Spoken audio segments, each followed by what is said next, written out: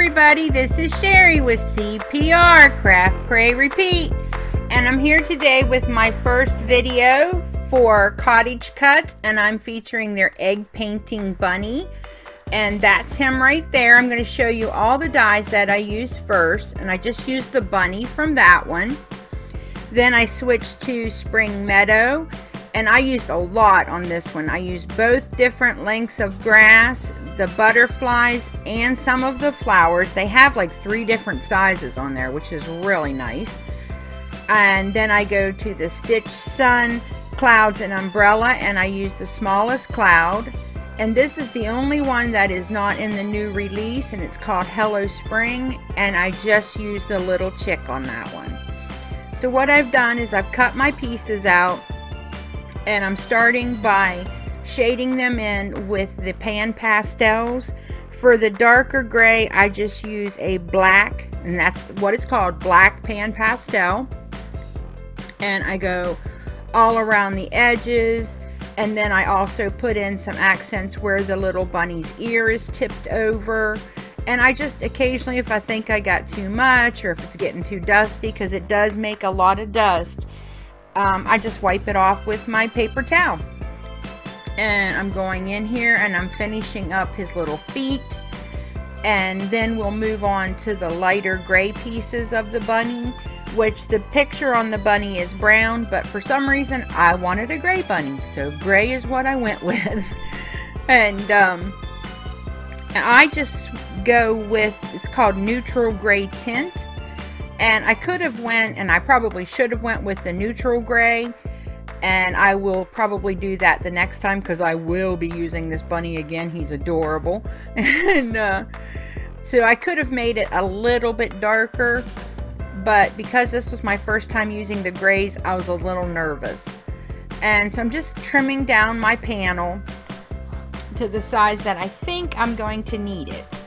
I use a cloud stencil and some Broken China Distress ink, and I just go in and start my cloud background. And I think I'm finished, and then I realize that I need the blue to go all the way to the bottom of the panel.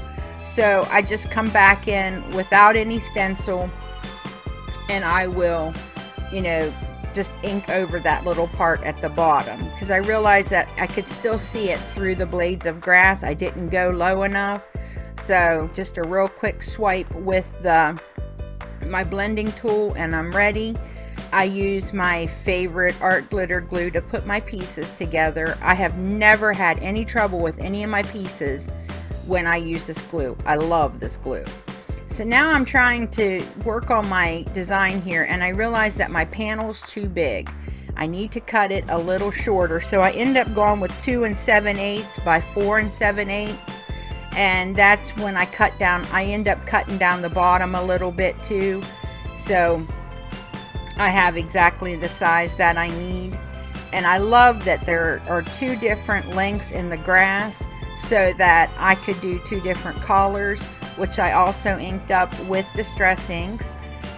But it just, being able to use the 2 different colors of grass gives you a lot of dimension that you can't get with just a plain old regular grass dye. So I really liked it, and that's the main reason that I picked that dye, was because I knew there were little pieces in there that I would be able to use. And so I use the Hello Spring for my little chick, put him together and slip him in the grass.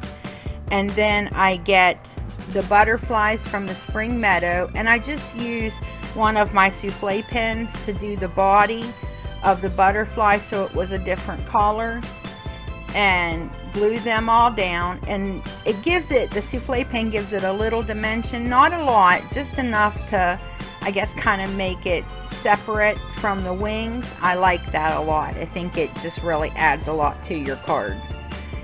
And use my black glaze pen for the little chick's eye. And now I'm just going to take some flowers from that Spring Meadow die and go in and just put them in random places. I did a pink and a purple that matched the butterflies. And this card went together so fast, and it was so much fun. You guys know how much I love CottageCutz dies. I could spend all day playing with them. So I'm just going to go ahead and put my stitch clouds in. And I do hang them over the edge, and I go back later and I trim them off because, you know, I don't want them hanging over the edge of my panel. And I just go back in with my Broken China Distress ink and go over where like I trimmed it off so it wasn't just plain white there. But you know, I didn't do anything fancy to it. But I absolutely love how it's turning out. I used one of my punches so that I could decorate the inside of the card. You know, nothing fancy. You can do whatever you have will work. And I trimmed the front panel down a little bit because I wanted to be able to see the inside of the card, and I left that panel larger than I needed because I wasn't sure how much the punch would take off. So I'm just putting some glue down on it, making sure I get the edges real good, and putting that panel on, and you'll be able to see that little bit of detail on the front when the card is closed. And then of course I never put anything on straight. Heaven forbid I do it straight the first time. I think my eyes are cross-eyed, and that's it's like it looks straight at one point and it's not. And I just glue on my front panel, and that is it, guys. I had so much fun.